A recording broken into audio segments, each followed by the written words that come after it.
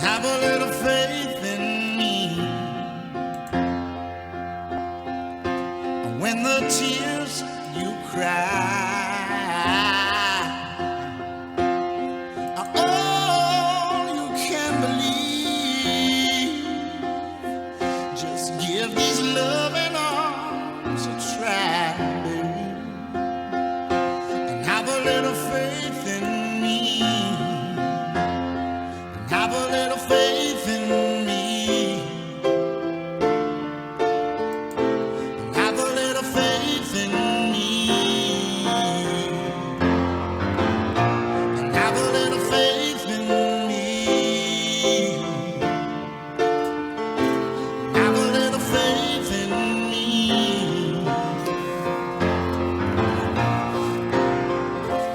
When you're a cigarette of heart, you cannot speak so easily. Come here, darling, from a whisper star,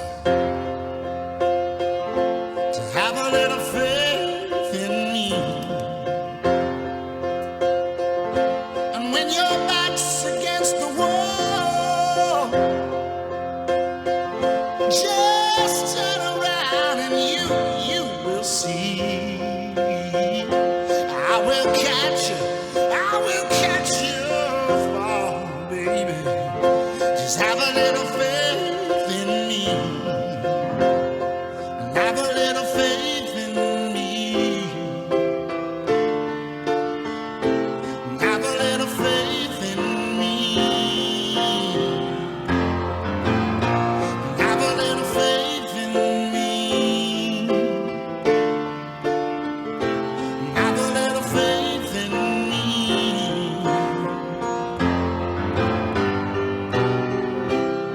Well, I've been loving you for such a long time, girl, expecting nothing in return, just for you to have a little faith in me. You see, time is our friend, 'cause for us there is no end.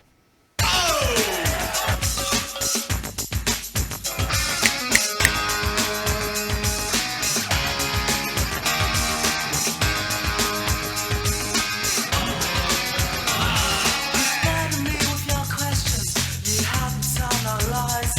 You're always asking what it's all about. Don't listen to my replies. You say to me I don't talk enough, but when I do, I'm a fool. These times I've spent, I've realized I'm gonna shoot through and leave you. The things you say, your backbones just give you away. The things you say, you're unbelievable.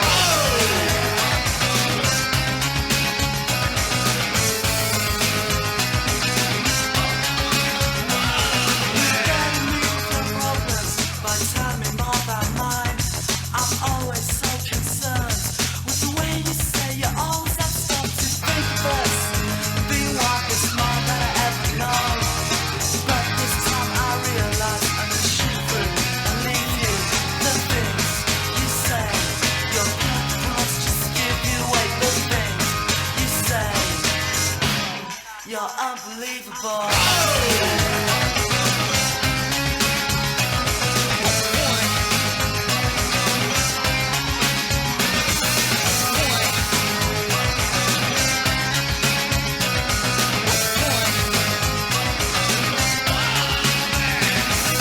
Singly last don't mean you can ask us. Pushing down the relative, bringing it out your high self. Think of the fine sign. Pushing down the better view instead of bringing it out to Mr. What? The world and everything you answer to. Brace yourself. Embrace the beast. I know Hey, this world and welcome. what it seems.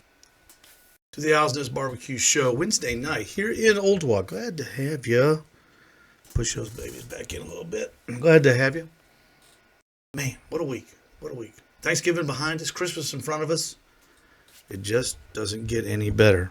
Or it doesn't get any hectic, does it? Thanks, everybody, for tuning us in. Don't want that guy right there. Hey, we're brought to you by Butcher Barbecue and all the great products from David Bosca and Butcher Barbecue. Rubs, sauces, injections, grilling oil. Have you had the grilling oils? You go on David's website, butcherbarbecue.com, a complete line of grilling oils. And what you do with these, they're flavored. You got butter flavor, honey butter flavor, steakhouse flavor, chipotle flavor. You use them when you're grilling. Not so much when you're smoking, but when you're grilling. Put them on a steak. They're fantastic. When you flip the steak over, you put it on there, and it keeps the meat a little bit more moist. Just a little bit more better job than, say, spray butter. Check it out. If you're in the Ottawa area, if you're listening around here, come on by the Midnight Oil in Ottawa. I've got them there at the Alsness Supply Store. All the Butcher Barbecue products. We've also got products from Meat Church, Matt Pittman, Sassy's Barbecue. We've also got Jim Elzer's Sweet Smoke Q products there too. And also we have the Pit Barrel Cooker there. That's right. We had a great big Pit Barrel Cooker demo day just the other day, 2 Saturdays ago. Went great. I've got 2 demos left. Big savings. 2 demos left on Pit Barrel Cookers. And they're going fast. I can get plenty more. Don't worry. Don't worry. I can get plenty more from Noah. He'll send them right to me. Free freight. Just like he does you if you buy them online. If you're not in my area, in the Ottawa area, if you're more than, say, 150 miles, because it's worth 150 miles to come to Ottawa and check out the Alsness Supply Store. But if you're more than 150 miles, go to pitbarrelcooker.com. You can order your Pit Barrel Cooker online. Absolutely free. $2.99. Free shipping. Do it. It's a good thing. It's a real good thing. We've got a great guest coming up today, Steve Dotson, the Cookout coach. You may have seen him. If you're one of those guys like I am that go on YouTube all the time and check out all the barbecue guys, Malcolm, Sandy Smith, Steve Dotson, the Cookout coach. He's going to be with us in just a few minutes. He's big. I mean, folks, he's huge. Congratulations to Kyla Curry of East Hamilton Middle School down in East Brainerd. Kyla lives in Ottawa. She goes to East Hamilton. She won Chopped last night. That's when they showed the episode. She won 10,000 large on Chopped. Kyla right here in Ottawa won Chopped. Do you know how many people from Chattanooga have been on Chopped? There are, Charlie Loomis, Will Smith, Andy Cagle on the World Food Championships on television, Nick Thiers. All these, literally a ton of people from Chattanooga have been on Chopped and television. A lot of culinary stuff going on here in Chattanooga. If you're watching online, Sean, Doug, Craig, come on up to Chattanooga sometime. We got the aquarium. We got Lookout Mountain, for God's sakes. We got Rock City. You can't beat it. Come on up and visit us over the holidays. So thank them. And I want to thank some people real quick that allow me to publicize this show on their websites. Sean and Craig, welcome to the show. Doug, I saw you on there just a moment ago. Welcome to you. If you've got any questions or anything, please feel free to type them in. Yep. Sean says, I've seen guys from All Things Barbecue for Competition Chicken. They use the Chipotle grilling oil. Yeah, they do. They do. Teresa Ball, wow, all the way from Virginia. Teresa, welcome. I want to thank these Facebook pages and these groups for allowing me to publicize. Backyard Barbecue, West, thank you so much. Barbecue Central, Greg, thank you. Barbecue Experience Group, Rogue Cookers, Doug, thank you so much. East Coast Barbecue, East Coast Competition Barbecue, Veterans Barbecue, Competition Barbecue up in Meigs County, Georgia Barbecue Association, Swamp Boys, Rub Bagby, thank you so much. Nooga Grilling right here locally, a great Facebook page. If you're not on it and you like to cook outdoors, you need to get on it because it is a plethora of information on that site. Sandy Smith, Just Piddlin' Barbecue, and the boys up in New England, my favorite, Pit Life Barbecue, Messy Mike and Johnny Maggs. I want to just thank you, all you guys, for allowing me to put the information on your sites. And please, if you want to publicize your show, your internet, anything that you want to do, by all means, don't ever hesitate to put it on the Owl's Nest Barbecue page. I think I've got to approve it, but send it in, and I assure you that I will approve it. No problem. All right, let's see. I wanted to talk about the Weber, the new Weber grill that's coming out. I touched on it last week with David Bosca. If you didn't hear the David Bosca, hey Corey, how you doing, buddy? Elizabeth, thanks for tuning in. If you didn't hear the David Bosca interview, go back and listen to it. David is a fascinating person and a great guest, and we went way over last week, but it was okay because the things we were talking about interested me, and I always think that if they interest me, they probably interest somebody else because I'm a pretty simple guy. And David Bosca entertained me and our listeners for like an hour and 20 minutes last week. And I brought up the new Weber Smoke Fire Pellet Grill. And in the next couple of weeks, we're going to be talking about that. This grill, what it will do, at Amazon, AmazingRibs.com, on their webpage this week I did a partial review on the Weber Smoke Fire Pellet Smoker. And I want you to read it. And in a way, I'm glad it's here. But in a way, I wish that the technology would take a back seat. Because you talk about, you've got products like Traeger, Rectech, all the other pellet smokers that you can set it and literally forget it. If you like those, and if you're a fan of those, you're going to love the Weber. This thing is not only a set it and forget it. It's a set it, forget it. You never have to clean the little pot hardly. All the byproducts of the pellets drop to the bottom into a container. The juices from the meat drop into another container. You simply pull it out, dump it, and push it back in. It's got matrix on this thing where you can set the temperature on your meat.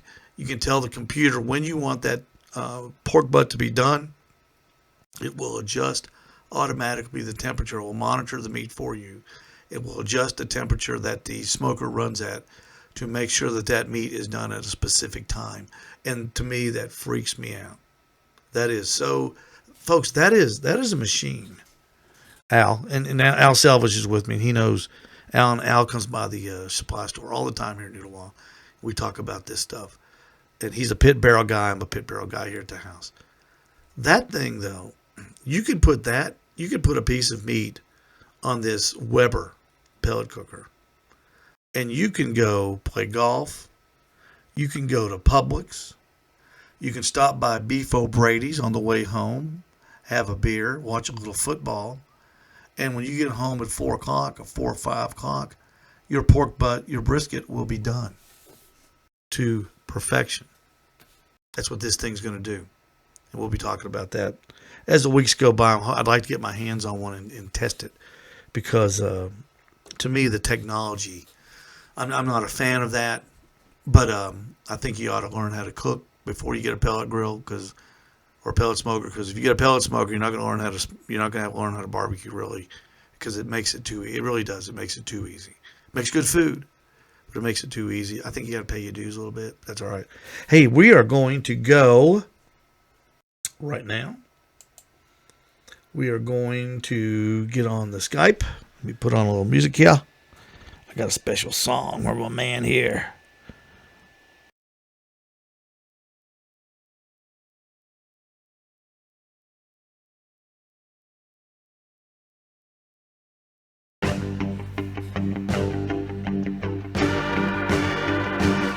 Well, I'm a gun-toting, mother-hunting, southern West Virginia white boy.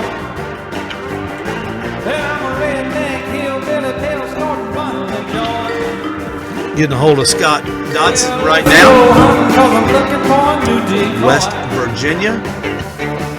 Well, my mama was a pistol and my daddy was a son of a gun. Come with me, motherfucker, and I'll show you how we like to have fun.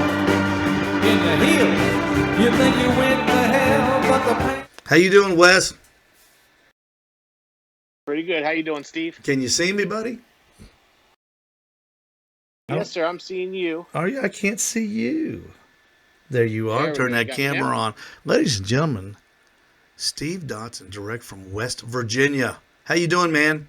Look at you with your Doing great look tonight. at you with your Jack Daniels World Championship Invitational Barbecue banner. Your barbecue team, DQ'd barbecue, not the disqualified, but the. I was thinking about that today. It's you, your dad, and your brother, right? Yes, sir. Three Dotsons. That's where the D comes from. Mhm. I got it. D3 barbecue. Put a little 3 up there. I mean, we could do that. You think we about could do that. that. But right You think now, about that. I've got some KCBS reps in my area that they get a good chuckle out of my name. So I don't want to throw them off their game either by changing it up on them. Good marketing. Good marketing right there. Okay. The Cookout coach from YouTube is Steve Dotson. He's the pit master of DQ Barbecue. He competes out of the Mid-Atlantic Barbecue Association. And he is a graduate of Fairmont State College, located in West by God, Virginia. All right, we're going to start it out, Steve. Since for 10 points, is Die Hard a Christmas movie? It 100% is. Ding, ding, ding, ding, ding. 10 points for you. 10 points for you. Okay. Now you're going to have to get your thinking cap on here. All right. For 10 more points, who is the most famous alumni of Fairmont State College? Oh, wow. Let's see if you're paying attention in history class. I sure The you most was. famous graduate of your Oh, alma mater, Fairmont State College. The Flying Fighting Falcons, who finished 5-5 this year in football. Goodness gracious, great. Steve, you're going to get me in trouble there. You I honestly doggone don't right know. you're going to be in trouble. This is big now. I'm wanting to say we've had 1 or 2 professional football players come out, Yes, you have. but Yes, you but I have. also know we've had a few people that have been big presidents of other universities, and I'm going to guess it's one of those 2 things, but I honestly couldn't tell you. You are incorrect, barbecue breath. The most famous grad from Fairmont State College in West, my God, Virginia, is Herbert Morrison. And now look at your face. Your face is priceless. Who is Herbert Morrison? Sean, Teresa Bell. Do you know, Doug Scheiding, do you know who Herbert Morrison is? Have you ever heard the phrase, "Oh, the humanity"? Have you Oh. ever heard that?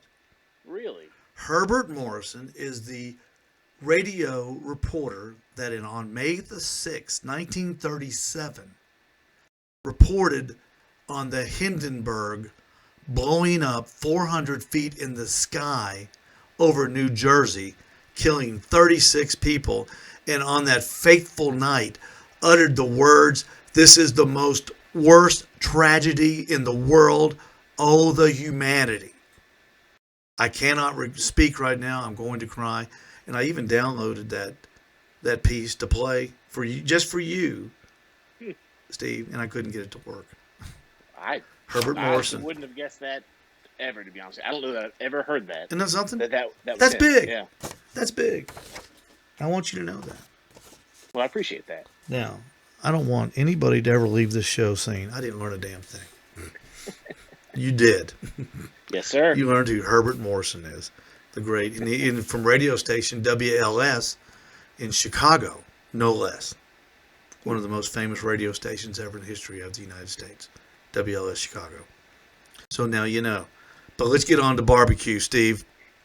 The Cookout I know a little coach. bit more about that. Yeah. Oh, you know a lot. Let me tell you, you know a lot more about that than probably about 90% of the people listening. I know you know a lot more about it than I do.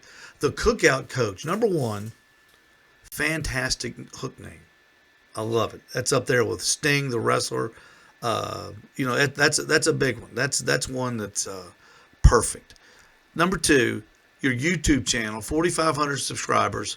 Your content is simply fantastic, and the quality of the video and the editing is folks. If you haven't been there, go there. Go there right now while you're listening to the show, and check out Steve's YouTube channel, The Cookout Coach.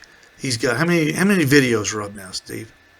Oh shoot! I haven't checked on that for a while. I think it's somewhere around 40 or 50, but A bunch. closer to 40. Yeah. Yeah, there's a bunch, and every one of them is unique. And Steve, I love the way you sometimes you do a cooking video, but most of the time you are coaching people in barbecue. And I don't know if your audience are, if you're just getting into it, it's probably the perfect place to go. But what made you jump into this? Because it's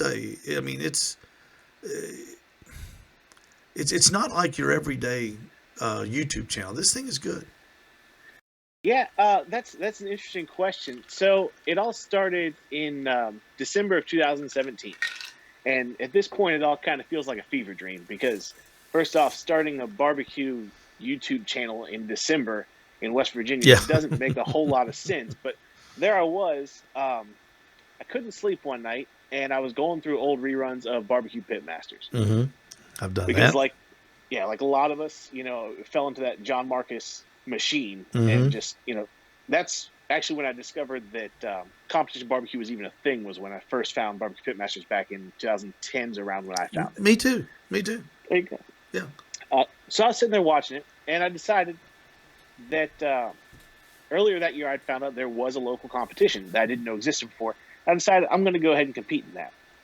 And for some reason, in the next about 10 minutes, I had formulated the whole plan where not only was it going to compete in barbecue, but I was going to start a YouTube channel and try to help some folks figure out how to start barbecuing as well, and sort of document my competition thing, because there's not a ton of how to get started in competition barbecue videos on YouTube. You'd think there would be, and there is some helpful content, but not a ton.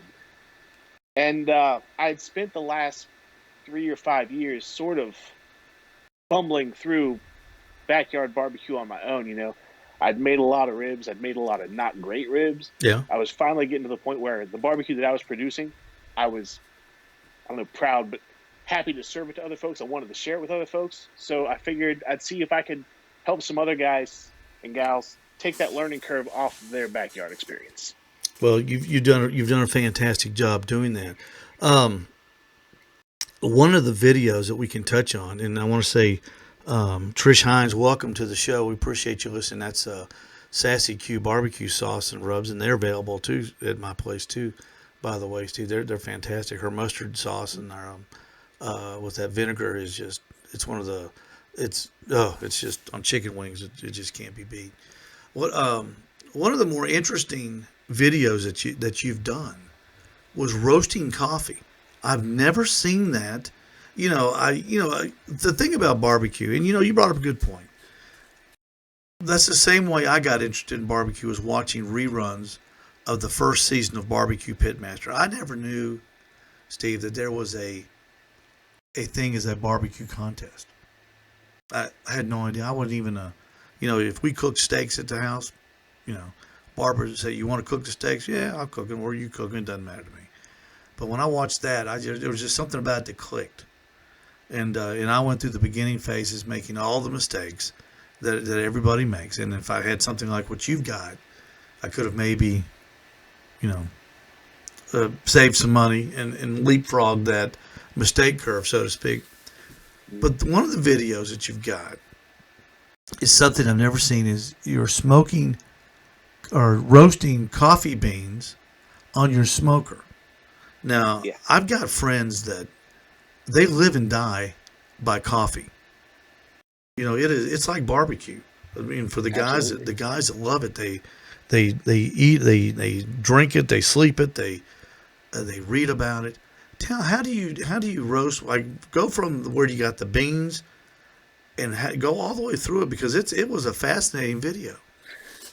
Sure. So, so to start with, the whole idea for the the smoke roasted coffee video was I was in DC for work, and I've got a buddy who's one of those coffee guys, lives and dies by coffee. You know, he pretty sure half his blood is pure Arabica bean. And we stopped by this store in DC called Mom's, and they sold organic green coffee beans. And he said, "Well, I got to get some of these. I got to roast them." I asked him, I said, "How do you roast your beans?" He said, "Well, I use an old guy's an electrical engineer. He's a wizard, but he essentially converted an old popcorn popper and does it that way." And so I said, I wonder if I could roast these on my grill. And he said, "Oh, there's nothing to it. You can put them in a cast iron skillet. As long as you're agitating them constantly, you can roast this coffee." So I said, "Okay, well, I'm gonna get some, and maybe I'll get around to it because I love good coffee too."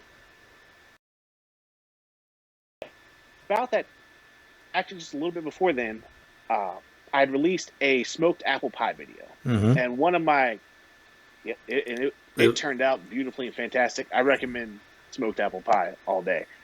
But one of my normal subscribers, another fellow actually out here in West Virginia, he commented and he said his wife told him to tell me that I don't need to smoke everything. And I got to check all of that. And she's not wrong. But as I was driving home with these coffee beans, I was sitting there going, I wonder if I can get any smoke on these dogs. Because I know that when you roast coffee beans, it gets an oil on the outside. I was like, I wonder if that oil will grab any smoke. I knew it probably wouldn't, but I was like, well, here's an idea. We're going to start a series, and we're going to call it Will It Smoke?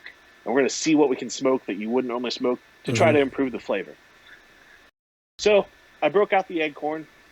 If you look at my channel, I do a lot of videos on the Acorn. It's just a real versatile grill. I can do a lot of things with it. And just fired it up with a cast iron skillet. And my whole idea was I knew I needed to generate a lot of smoke as quickly as possible because there wasn't going to be a whole lot of time where I was going to have the lid closed and not be agitating those beans. So I actually had some White Oak Jack Daniel's Whiskey Barrel wood chips from when we went to the Jack. And I've done videos before where if you need to produce a lot of smoke quickly, that's a great option, or pellets, something like that. So I essentially got my Acorn pretty hot. It's about steak temperatures, honestly. Got my cast iron preheated. I proceeded to dump those chips in there and just went to town, agitating it about every minute or so. Yeah, man, you're shut that lid down. You're stirring like crazy, yeah. Yeah, you got to, otherwise you'll burn it or you'll get an uneven roast. You're not going to have a good time. So I'd shut it down. I'd try to get it to absorb some of that smoke, leave it for about 10 or 15 seconds, pop it open, keep stirring. The whole process took me roughly a half an hour to do, which is a little slower than some other coffee roasting techniques will do. But, I mean, it's barbecue. It takes a little bit longer. I'm okay with that. And it gives me a level of protection, too, from burning that roast. Long and short of it is, like I thought, that really didn't put any smoke on it. But my goodness, that was the best coffee I've ever had in my life. And but you couldn't taste the smoke, so you took them in, I guess, and put them in a grinder, and then you got to give them about a day or two to off gas. Sort of the beans calm down. I mean, I look at it like you're resting meat, except for you're just resting these beans, letting them off gas, letting them finish what they're doing, then hit them with a grinder and. We cold brew at my house, so I just throw them in essentially a big tea pitcher and let them set for at least 24 hours, and you end up with concentrate. I'll mix that in with some water and microwave it, honestly, and it produces great coffee. Oh, okay. I've never done that. Well, that's cool. Yeah, that's fantastic. But I did have some ideas. I know there are some rotisseries out there with basket contraptions for like vegetables and stuff. I think maybe if I were to try it again with a rotisserie setup with that basket where I could keep them in the smoke the entire time, we might be able to get a little bit of smoke on those beans. Well, it's one of those things that's unique, and that's what's unique about the videos that you come across when you're looking for different barbecue videos. And there's a group of people, and you're among them certainly, that they're barbecue cooks, but they take it one step further. Christy Vanover comes to mind. Lene Oxley, another great barbecue pitmaster that comes to mind. They're not only of course Tuffy Stone. They're not just barbecue people. They're trained chefs, and the things that they can make on their grills and in their smokers in their backyard are just they're just phenomenal. And it I don't know how you, but it inspires me to try something else while I'm cooking barbecue I'll keep a little space on the tray for something else. Maybe even if it's just a smoked bologna, or like you say, a pie or macaroni and cheese. It gives you kind of an inspiration and a sense of experimentation, I guess, to see. Like you say, I wonder if that'll smoke. Did you ever see that one of those videos where they would throw cell phones and stuff in there? Did you see it? I wonder if that'll smoke. That's exactly where the idea came Yeah. from. Was the Will It Blend videos? Yep. I'm glad you used food. What's in the Steve Dotson Cookout coach arsenal back in West Virginia? Well, so right now we've got 2 Weber Smoky Mountains. Mm-hmm. We've got 2 Char Griller Eggcorn Kamados. Mm-hmm. There is a 26-inch Weber kettle with the slow and sear in it. A Char Griller Competition Pro offset cooker. Mm-hmm. And that's all that's assembled right now. But I will say, just Monday, I drove down to Parkersburg to get some steel. And I've been talking to Frank Cox from Smoker Builder and SmokerPlans.net about, I want to build a more permanent, a more roadworthy, I should say, something that can take the beating of the road for competitions. Mm-hmm. And several years ago, Frank used to produce a smoker called the Franken Cube, which is big enough to fit 2 hotel pans on a single grate, 2 full-size hotel pans on a single grate. Yeah. And since I just compete backyard, that would be more than enough area for me to do everything that I do, including, People's Choice ancillaries and things like that. So I talked to Frank, and I asked him if he'd ever released those plans. And he hadn't, but he told me that he'd had enough requests for it that if we wanted to do something, if we wanted to build it, sort of improved version, he'd release those plans. And he got those plans out to me about a week ago, and I just got a chance to get down there. So these next few weeks, there's going to be a new build series coming up on the channel that I'm real excited about. I saw the pictures on your Facebook page with the delivered products, and it looks like you're getting ready to do some serious cutting and welding. Can you weld? Are you a welder? I'm not a welder. My brother's a pretty good welder. Okay, so you've got the help there. Oh yeah, we grew up on a farm. I mean, there's torches and welders and all sorts of things to get Steve, yourself into trouble. you're from West Virginia. That kind of goes without saying. I grew up. Yes, sir. Yes, sir. Yes, sir. It's beautiful, almost heaven, West Virginia, right? They had to put that in Absolutely. a song. Talk to me about your Kamados, the Char Griller Kamado. I admit I've had several Char Griller grills. They've always done great for me. I had the gas, and the gas one side, and the charcoal tandem. You know the one I'm talking about with the offset you stick Yes, on sir. the side. When I first smoker I bought when I started, that was the first thing I bought. That was the first thing that I cooked. The worst brisket that was ever cooked on was that Char Griller smoking side. Tell me about the Kamado. I've seen that in Lowe's, and I've checked it out. It's not a bad looking product. Yeah. So the Eggcorn is sort of a unique thing. It's a metal Kamado, and we've had metal Kamados before. There was the big steel kegs and the Bubba kegs and things like that.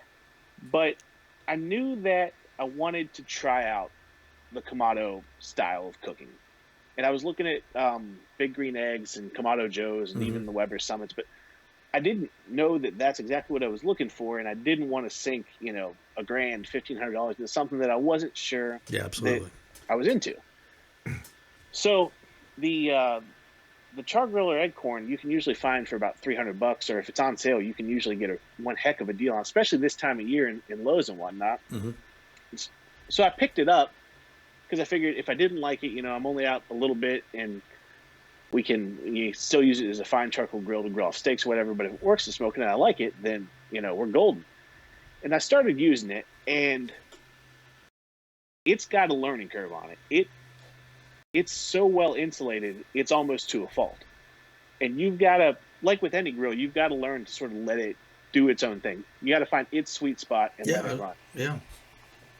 And actually, a lot of the questions I get on my channel are all revolving around the Eggcorn because it's such a good price for a Kamado. Mm-hmm. People snatch it up, but they can't figure out how to control those temps, and they will skyrocket and run away from you real fast. So very quickly I realized that a lot of value I could add to people was how to handle this metal Kamado with this oven grade insulation in it. Mm-hmm. Well, And once I figured it out, it runs like clockwork. I can set it up and go to sleep, and it'll be 10 degrees different maybe when I wake up 8 hours later. It's amazing. But you got to know what you're doing. You got to know how to dance with it. is there any spot for any temperature control, any fan control on it, Steve, or do you just don't have to use it? You can use I use a Guru on it in competitions just because if it's competition, I'm going to try to eliminate every variable I can. Right. I don't need to though. It's kind of one of those things. If I get to a competition, they have electricity, great. If they don't, great. I'm still not worried about it.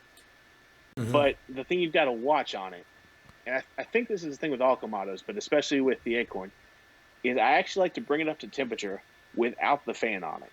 Because if you put the fan on it and the fan realizes it's under, and that Guru kicks on and it just starts blasting air in there, by the time it realizes you're up to temperature, you're gone. You're going to be at 600 degrees. Yeah. So the key for the temp controller on those for me is never hook the fan up until you're at the temperature you want to be at. Then hook the fan up and let it cruise from there. I had a green egg once, and I had one for about a year, and it cooked on it here at the house. The thing that always got me about it, and I was certainly no expert on it. If you got it up too high, it was, man, you couldn't hardly bring it down. Once it gets up to a high temperature, it takes forever to bring it down because it's so well insulated. And of course, you can't crack the top because it gives it more air, and it just gets even hotter. And that's the one thing I didn't. I guess if I'd have kept it, but I sold it and got something else because I don't like to fight. Yeah, that's kind of the thing is don't miss when you're coming up. You want to sneak up on that final temperature because if you jump on it, you're gone. You're done, and it's going to be. For instance, I know one time that I was cooking at about 275 to 300, and I shot up to 430, and it took me an hour and a half. Yeah. To let it come back down on its own. It's crazy. Yep. I spoke a little bit last night when we were testing all of our connection, talking about a little competition barbecue. You are still competing in the backyard realms of KCBS. What I think you said you've done 8. What's the biggest difference between number 8 and number 1? The funny part is the score is not that different. Mm-hmm. The biggest difference for me is there's no mad dash at the end. My timeline is so drawn in right now that I know that I'm going to hit 11:55 on that chicken. I'm going to hit that front of that window. And when I get back, I'm going to pull those ribs out. I'm going to let them rest. And I know that exactly at 12:10, I'm going to start glazing them. And then I'm going to walk those in, and they're going to hit about dead center of that 12:30 window. Mm-hmm. And that feels good. And I go back and I look at old pictures of boxes, and the current boxes, they're not beautiful, but they are getting a lot better as compared to the appearance of the first ones. Now, like I said, the funny part is my very first competition, my chicken scored a 174 point something. Wow. First one. That's the high. That's and huge. That's the highest score I've ever had. I've never beat that. Isn't that weird? It's I don't know. And that chicken was cooked on a 26-inch Weber kettle too. Mm-hmm. But I know that on a day-to-day basis, my chicken recipe hasn't really changed that much. I switched from Cosmo's rubs. I switched to Heath Rowell's rubs and sauces this year. I really like those. So they changed, but the profiles were the same, if you know what I mean. Yeah, I went from Cosmo's normal to Heath sweet and things like that. Yeah. Lateral moves, essentially. And that chicken recipe will always score somewhere between the highest is a 174, the lowest is a 166, but on the normal, it's going to be 168 to 171. And my ribs aren't great right now, but they're always right around 164, and I got to work on that this offseason. What are you cooking your ribs on? Which vessel? This year, they all went on the Char Griller Competition Pro Offset. Okay. You're having to throw sticks in that, right? Yes, sir. Okay. Have you thought about a pit barrel cooker? Have you looked at those? Or any barrel for that matter. Yeah, no, I was definitely looking at a lot of the barrels, and that's sort of how I came across the idea of the Franken cube. The one I'm about to build is essentially a square barrel. Mm-hmm. But I do like the pit barrels. They're, for one thing, they got the porcelain coating, which, I mean, you can't beat that for something you're throwing up and down the road. The only reason that I didn't get into the pit barrels was because I already had Weber Smoky Mountains. And to me, a Smoky Mountain is just a barrel that comes apart in 3 pieces. Mm-hmm. But you can't hang it. You can't hang in a. I don't think in a Weber, can you? I think they make a contraption. I think I've seen it before, but yeah, Weber used to make a contraption for it. They discontinued it. Now you can use, I think, the Hunsaker and the Gateway drum rib hangers will actually fit in the Smoky Mountain. But I've never actually. What I found was my ribs were I'm like you, my ribs were just horrible. And then when I started with the pit barrel, and that's the only thing I really use it for in competition is hanging ribs, because number one, you can fit 4 racks of ribs in there easily. But it gave it more of a barbecue taste. A barbecue taste rather, more of the wood and the charcoal and the smoke taste that I think people and I think judges expect on a rib for some reason. I was cooking them on my my QSB gravity feed, and that's what I cook my chicken, pork butt, and briskets on. But on that on the pit barrel, or any barrel for that matter, a Gateway, a Jim Elser, Sweet Smoke Q, I think there's something about a barrel and ribs that seem to go together. I don't know what it is, but man, you see a lot of these guys that win these contests, man, they're all using those barrels, and those ribs are coming off them. They're using them for other things too, but especially the ribs, I think, gives it a real good taste. So for what it's worth. You got an interesting point. You actually hang them for competition. Yes, absolutely. So that's sort of one thing. Sometimes I think about what I do and what I look at, and a lot of times what I do is sort of aggregate the little bits of knowledge you can gather from watching somebody else. And it's funny you mention that, because I can remember watching like a promo for the Hot and Fast Tim Shearer and Brad class from last year, I think. Mm-hmm. And I don't think they actually said it, but you could actually see them pulling hanging ribs off of their gateways. And I always wonder, do they really hang those ribs in competition? Yeah, they do. I'm pretty sure. And of course, I take them up to 165, and then I wrap them, and I just throw them, put the grate back on, and throw them in there. I just stack them up and just let them, take them up to 210 and turn them in, sauce them and turn them in. It's pretty simple recipe. I found, talking about from your first contest to your the last one that you've competed in. For me, it was getting more simple. Trying not to.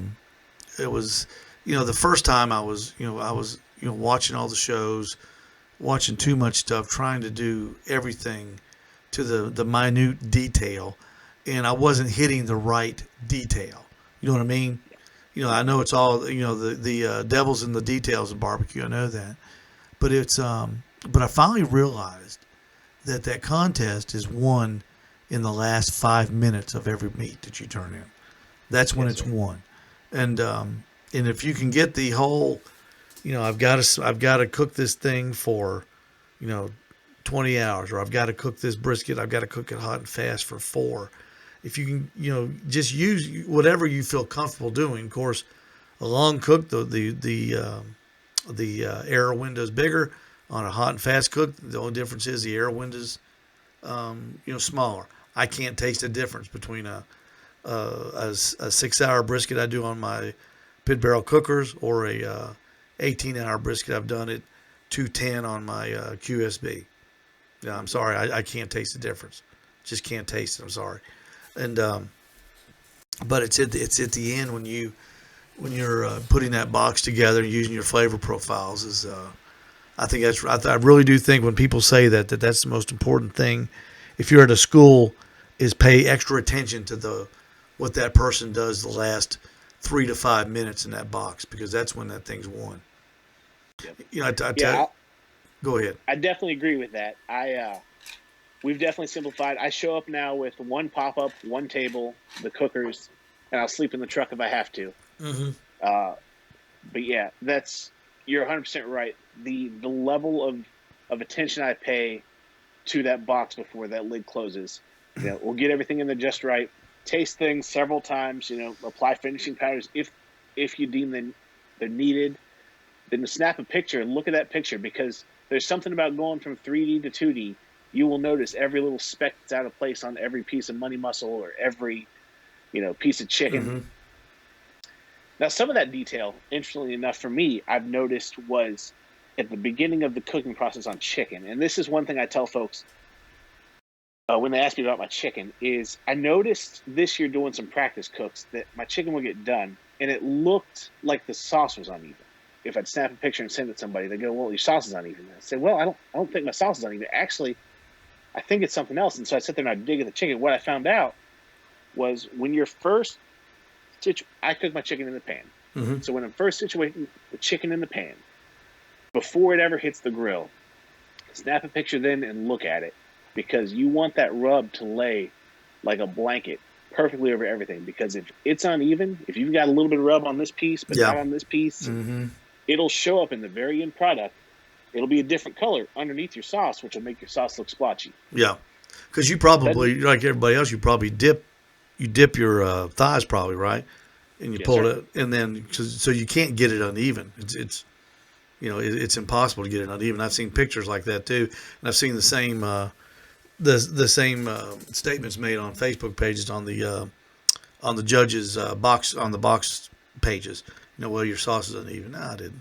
Well, a lot of it's light, and a lot of it's the rub was uneven. Like you say, it didn't get it on there very well.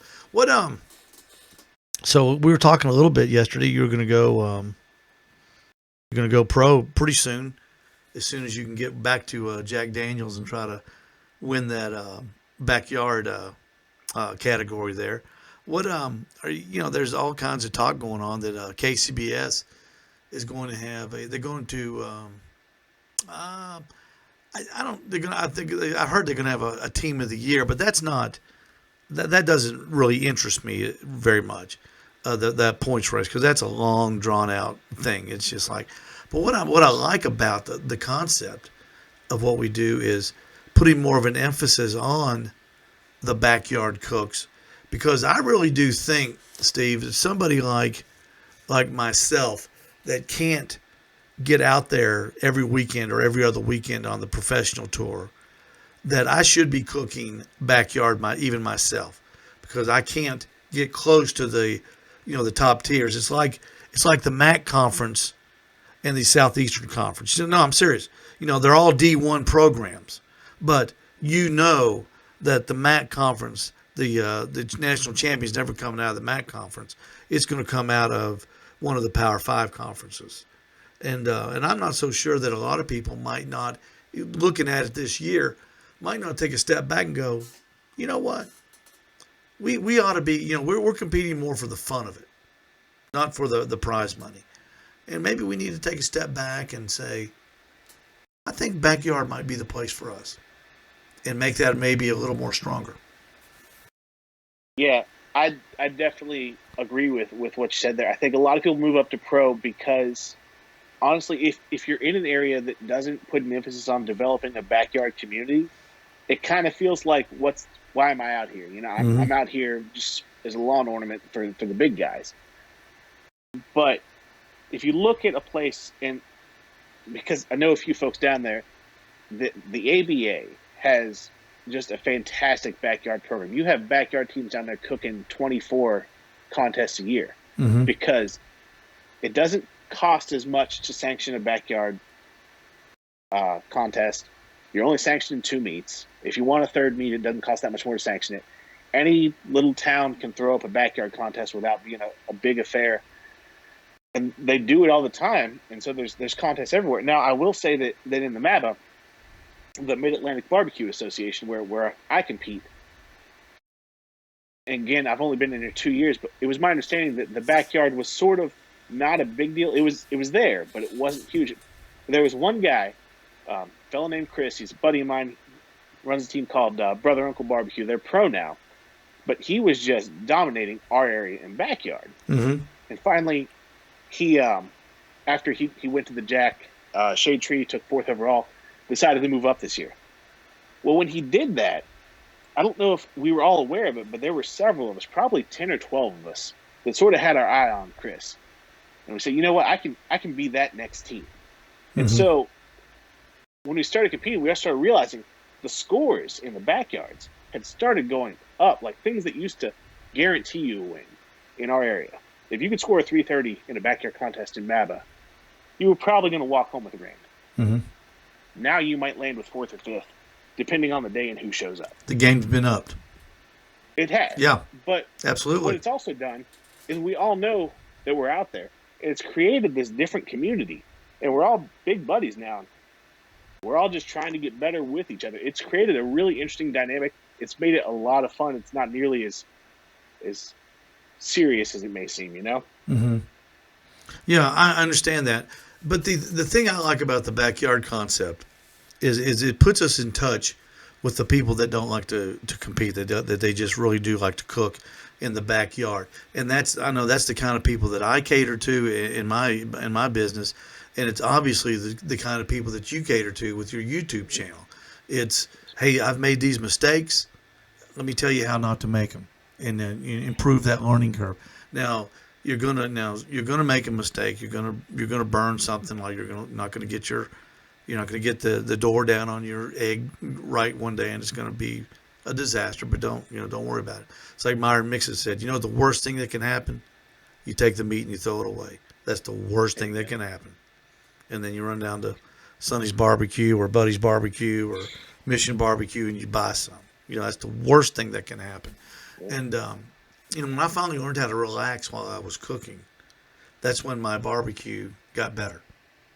When I wasn't opening the door all the time. When I gave my cookers, when I let them do the job that they're supposed to do. And I'll give you a good example this Thanksgiving. I did several turkeys for some customers, and I did them on my Myron Mixon water cooker. And I stayed out of the thing. I got the bird situated in there. I just went in there about every hour to spritz, but I stayed out of it, and I let the moist air do its job. I let the temperature do its job. And I'll tell you something, I made 4 pretty good turkeys. They were something to be, proud of, and you weren't, you didn't have to go back and check and say, hey, were those turkeys any good? Well, Steve, this one, blah, blah, blah. You didn't have to worry about that. Because, I always worry about that when I'm doing something like that for a little catering job. Absolutely. Does this stuff suck, Yeah, and those backyard guys that are coming out there for the first time, that, they have the potential to make a great set of ribs if everything goes right. They just need a little positive influence.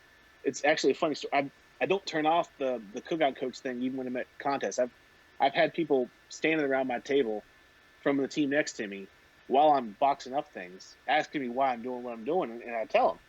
And actually, the very first contest that I ever entered, there was a fellow across the way from me, and we were sitting there talking. I said, "You cooking spares?" He goes, "Well, I brought baby backs because I normally cook baby backs, but I bought spares too, but I have such a hard time getting the membranes off the back." I said, "Well, there's 2 membranes, and you're only supposed to take 1 off, right?" He said, "No, I didn't know that." So we talked about it a little bit. Night went on, we did our cook, and come to find out, next day, he turned in spares, and he walked away with first place ribs that day at that contest. If he, we just gave him a little push in the right direction, and he walked off with it. Well, that's like we say, the devil's in the details. And he happened to win it on the front end of the meat prep instead of the last 5 minutes. He won it on the first 5 minutes, but it's still 5 minutes. There you go. That's what I'm saying. It's 5 minutes is all that matters. While the meat's sitting on the smoker cooking, and you're sitting there watching. That's not when it's won. It's won, either at the beginning or the end. During the prep and the preparation process or the finishing process. That's when that's when it's won. And that too is when you're cooking barbecue for your friends in the backyard or your family especially this time of year, because this time of year we're cooking all the time, every weekend. I know I've got stuff to do this weekend. Every weekend I've got booked up. The day I've got to cook, I got to do 7 pork butts on Christmas Day, Steve, to take them to Knoxville to a function that we've got going up there. So everybody in our business is cooking right now. It's there's always something going on, and you want to turn out the best product, and that's what I like about your YouTube channels. You can go there if you're just in the backyard, check out the Cookout Coach with Steve Dotson, and he's got just a great array of different videos, and everything from cooking videos to cleaning your grill. And that's one of the things we talked about. A couple of my friends and I, we spoke about last week was, or the week before that was, your grill's not clean. It's, you call it seasoned. It's disgusting. You know what I mean? It's, you don't see guys that get conscious pull up with nasty grills and smokers. No. Those things are looking good. It's that seasoning thing is way overused, or what they call seasoning is way overused. It's mostly just yuck, and it'll affect the taste. It'll affect the taste of your barbecue. Absolutely. I cook in pans, but so it doesn't bother me that much. But even like you're doing a steak on grill grates, sometimes about every third or fourth steak I do, I get those grill grates out, scrape them, and throw them in the dishwasher. Get this stuff off of it. It only takes a second. Yep. Yeah, I can't stand the. You'll get that creosote sort of bitter taste. Yeah. And you just know you didn't clean it out. You start over, deep clean it, and get that thing. I like to go by the smell of the smoke. If you light it off, and that smoke doesn't smell right and doesn't, I burn a lot of hickory, and hickory has a very sweet smell to me. If I light it off and it doesn't have that nice sweet smell, I'm not cooking on that grill yet. We got to work on it. Yeah, exactly right. Because your cookers. I noticed you said you didn't. We got a few more minutes. I noticed you said you didn't include a pellet grill in your arsenal yet. Yeah, I don't know. I'm not opposed to them at all. Mm-hmm. I just how to say this, I'm not opposed to them, and this is going to sound really bad if I say this wrong. I don't think any less of anybody who cooks on a pellet grill. I think pellet grills are great. And especially when I first started figuring out barbecue, I figured it out on an electric cooker because it took the temperature control out of my hands. It eliminated the variable, made it easier for me. To me, a pellet grill, all the folks that I ever see like, hey, I'm thinking about getting this electric smoker. Why don't you look at a pellet grill? Because a pellet grill is going to behave more like an actual smoker. So if you ever decide to make that move, it'll be a little bit more familiar to it. It's still working off convection. We're moving hot gases. We're not in an oven that burns wood chips. So I think they're great. I'd like to get one just for convenience, but for the time being, my convenience factor just falls in the Acorn, and it takes me a little bit longer to fire it up. I use gravity feed, and what my smokers are, they're basically pellet smokers. They just use charcoal briquettes instead of little pellets. And That's exactly right. There's not a whole lot of difference. I just can't. I thought about it. I thought about getting one, and I just have no need for it. I just don't have a. Yep. I don't have a place to put it, and I just don't have a need for it. What I got's working good. Steve Dotson, thank you so much. I appreciate you being on his show with me. What a great great guy, man. You got it going on. You're a young guy, 31 years old, living in West Virginia. I'm sure you're married. Got any children? Got 2 beautiful little girls. Oh, good for you, man. They're the best. Thank you. Good for you, Steve. It is the Cookout Coach on YouTube. Steve Dotson, he's the guy. He's the guy that is doing it. Go by and click on his, give him a like, subscribe to his channel. Do you put out notifications, I guess, automatically when you hit that little bell? Yes, sir. Yeah. Yep, you'll get them there, and I'll usually post on the Facebook Cookout Coach page as well as the Cookout Coach Instagram page. You'll know when they're coming out. And while you're on YouTube watching Steve Dotson, go over on Al's Nest Barbecue YouTube channel, throw me a bone, and subscribe to it. Well, we're on a mission. We're going to get 100 subscribers by Christmas. Okay, 100 subscribers to my YouTube channel, and this interview will be put up on the YouTube channel too before the night's over. Hey, Merry Christmas to you, Stephen. We appreciate you, man. All right, Merry Christmas, Steve Dotson. How about that?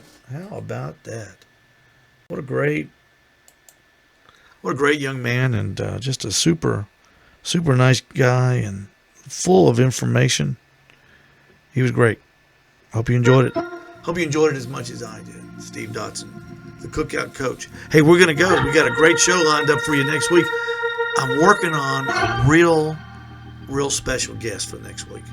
I don't want to say his name because I don't want to jinx it. I sent him an email today, and I'm waiting for him to answer back, and I hope he does. But if he does, we're going to be talking about a great subject. And then the week after this one, I think there's still time, I'm going to try to get Rub Bagby out of Florida, because Rub is not only a great barbecue cook, he cooks the finest prime rib, standing rib roast that you'll ever taste. We'll try to get Rub on to share some of his recipes and share some of his methods with us on a standing rib roast for Christmas. Until next Wednesday, thank you for joining us. Tune in next Wednesday for our special guest. I hope he's here. I'll put it on my Facebook page. Subscribe to the Al's Does Barbecue Facebook page. I'm on Instagram, Al's Does Barbecue, and go to YouTube and like my channel. I don't think you like it. Subscribe to my YouTube channel. Bunch of interviews back there, folks. A lot of big time names back there. Go back there, like it, or subscribe to it, and go through them, and you'll be really surprised what you see. Until next week, this is Steve Ray signing off from high atop White Oak Mountain in Ooltewah, Tennessee, in the Research and Development series, the Research and Development area of Al's Does Barbecue.